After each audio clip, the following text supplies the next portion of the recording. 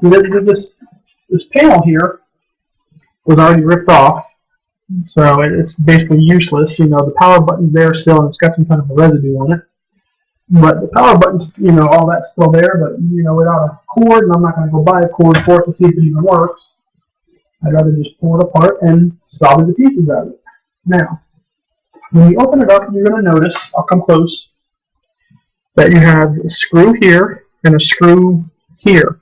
You undo those two, and then there's a screw back here. This is an important screw. This is a ground for the video processing board. And this lifts right off once that's unscrewed. This is the plug to plug the VGA monitor into the actual motherboard.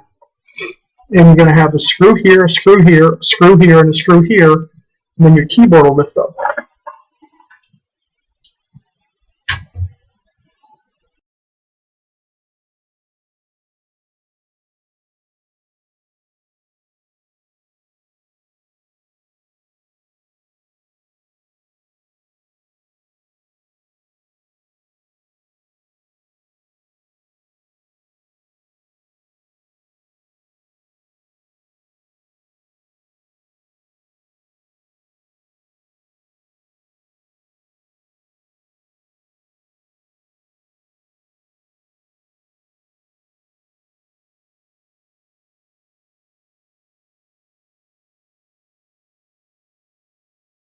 Now, after I unscrew this screw here, I'm going to take my flathead very carefully and lift up on that little green connector.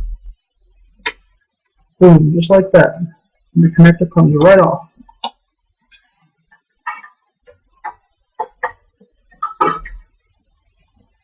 And just pull it up and boom, there it is. Now,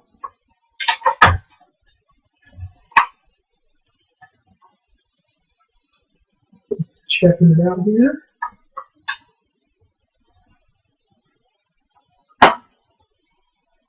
Let's see. Okay, and also, I'm going to show you, there's a screw here and a screw right here that has to come off.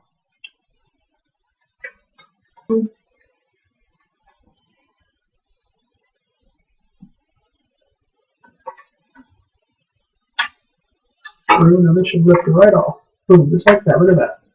Screen and all. There's the VGA connector. Here's the little panels. It looks like somebody tried working on this monitor. It's all coming apart. I'll pop that over there for now because I'm not going to really use it.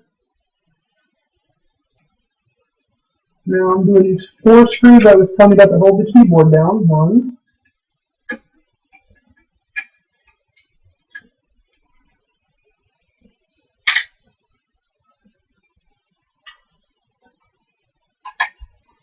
2,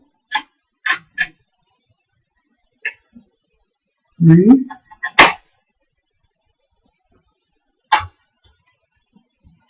4.